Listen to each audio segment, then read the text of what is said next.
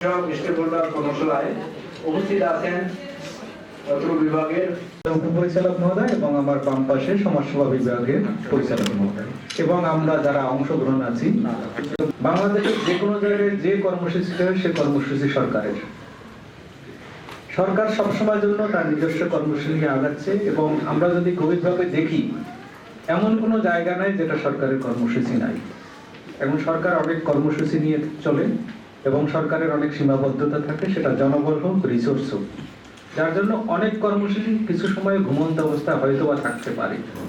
সেক্ষেত্রে দেখা যায় যে সরকারের সাথে সরকারের প্যারালালি এনজিও আইএনজিওরা কাজ করে। তারা কি করে, যে কর্মসূচিটা জনগণের জন্য জিনিস অঙ্গাঙ্গ করে থাকে এবং এই কর্মসূচিটাকে যদি আমি জাগ্রত করতে না পারি, সরকারের অন্যান্য জায়গাগুলোকে কিন্তু অ্যাক্টিভ করা অসম্ভব। যেমন যদি আমাকে মনে করেন আমি একজন যে কোনো ডিপার্টমেন্টের ব্যবস্থাপক, আজকে সকাল থেকে আমি অসুস্থ, তাহলে আমি এই অনুষ্ঠান আয়োজন করতে পারবো না, সফল করতে পারবো না, আলটিমেটলি আমার কর্মসূচি জাগবে না। যার জন্য স্বাস্থ্য বিভাগের প্রতিটা কর্মসূচিকে সরকার গুরুত্বের সাথে দেখেন এবং অনেক এনজিও এখানে কাজ করে অনেকভাবেই দেশকে একটা সফল কিছু উপহার দিতে পারছেন। তো আজকে দুপুরবেলায় আমরা এখানে আয়োজন করছি, আপনারা এই ছোট হল রুমে কষ্ট করে বিভিন্ন জায়গা থেকে এসেছেন এই কর্মসূচিটাকে বাস্তবায়ন করার জন্য।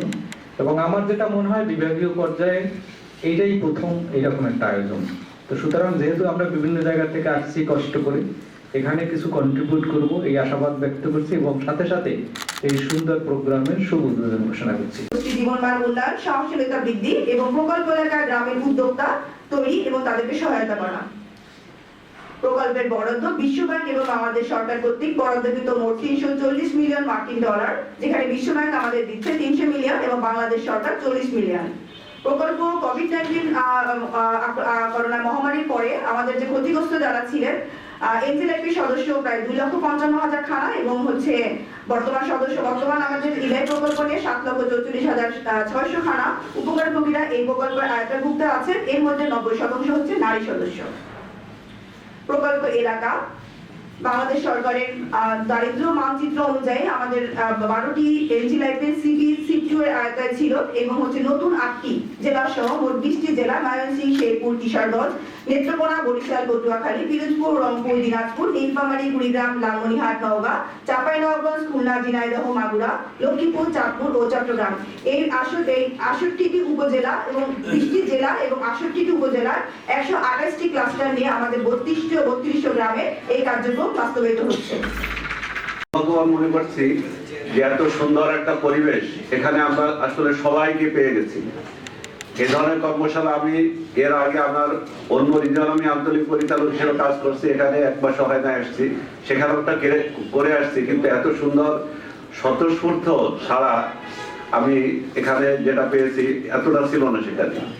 যাই হোক, আমি এজন্য কৃতজ্ঞতা প্রকাশ করব এখানে যারা এই বিভাগের সাথে মানুষের জীবন মান উন্নয়নের জন্য কাজ করতেছেন সেই সকল কর্মকর্তা বৃন্দদের সাথে, এবং আমরাও আপনাদের এই কাজের সাথে, এই মহৎ কাজের সাথে যে সামিল হতে পারছি, এই জন্য আমরা আল্লাহর কাছে শুকরিয়া আদায় করতেছি। স্বাস্থ্য খাত এটা হলো জীবনের সবচেয়ে গুরুত্বপূর্ণ একটা খাত। এখানে জীবন মান উন্নয়নের সাথে এই কাজটা একেবারে ওতপ্রোতভাবে জড়িত। দেখো, এই সুযোগে আমি একটু এসডিএফ সম্বন্ধে, সোশ্যাল ডেভেলপমেন্ট ফাউন্ডেশন যে কাজ করে এই ব্যাপারে একটু সামান্য একটু প্রেক্ষাপট বর্ণনা করতে এবং আমাদের কাজ এবং লক্ষ্য উদ্দেশ্য সম্বন্ধে কিছু বলার চেষ্টা করব। আসলে এটা অর্থ মন্ত্রণালয়ের দিয়ে স্বায়ত্তশাসিত প্রতিষ্ঠান এবং আমাদের কাজ হলো একেবারে এই দেশের একেবারে পিছিয়ে পড়া জনগোষ্ঠী, এদের জীবন মান উন্নয়ন এবং এই পিছিয়ে পড়া জনগোষ্ঠীকে যে আমরা এখানে বাছাই করছি, এটা একটা systematic way, PIP, participatory identification of পোর, এটা একটা সিস্টেমেটিক ভাবে এখানে একটা 4টা শ্রেণী করা হয়েছে: দরিদ্র, অতি দরিদ্র, দরিদ্র, মধ্যবিত্ত, ধনী। এখানে মধ্যবিত্ত এবং ধনীকে বাদ দিয়ে যে একেবারে তলানিতে যে 2টা শ্রেণী আছে, অতি দরিদ্র এবং দরিদ্র, এদের জীবন মানের উন্নয়নের জন্য এসডিএফ কাজ করে থাকে। এবং এই যে কাজটা করে এসডিএফ কিন্তু ইমপ্লিমেন্ট করে না, সমস্ত কাজ তারা ইমপ্লিমেন্ট করে, তাদের নিজে বাস্তবায়ন করে, এসডিএফ পথ দেখায়। এখানে ফ্যাসিলিটেশন রোল প্লে করে এসডিএফ।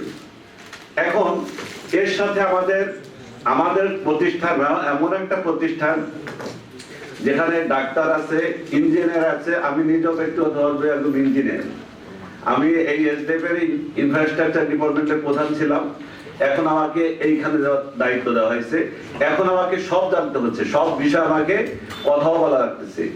তো সেক্ষেত্রে আমরা এখানে জীবন মানের সাথে সম্পৃক্ত যত সেক্টর আছে, প্রত্যেকটা সেক্টরের কাজ আমরা এইভাবে করে থাকি, কমিউনিটিকে দিক নির্দেশনা দিয়ে ফ্যাসিলিটেশন করি। এবং আমাদের এই প্রতিষ্ঠানে যেমন যেটা বললাম, ইঞ্জিনিয়ার আছে, ডাক্তার আছে, এগ্রিকালচারিস্ট আছে, পশুপালন আছে, শিক্ষা আছে, স্বাস্থ্য, এভরিথিং। তো জীবনের সাথে যেগুলো খুব প্রয়োজনীয় জিনিস, তার ভিতরে এই স্বাস্থ্য খাতটা, এটা তো আরো অনেক গুরুত্বপূর্ণ একটা ফ্যাক্টর। যার জন্য এই যে বিভাগীয় পর্যায়ে আমরা শুধুমাত্র স্বাস্থ্য সেক্টরটাকে আমরা রাখছি। আমরা কিন্তু অন্য জায়গায় জেলা এবং উপজেলা পর্যায়ে স্টেকহোল্ডার আশা করছি। তো এটাকেও আমরা খুব গুরুত্ব দিয়ে থাকি এবং আপনাদের কাছ থেকে যে সাড়া পেয়েছি, এটা আমি আশা করি অনেক কাজে লাগবে।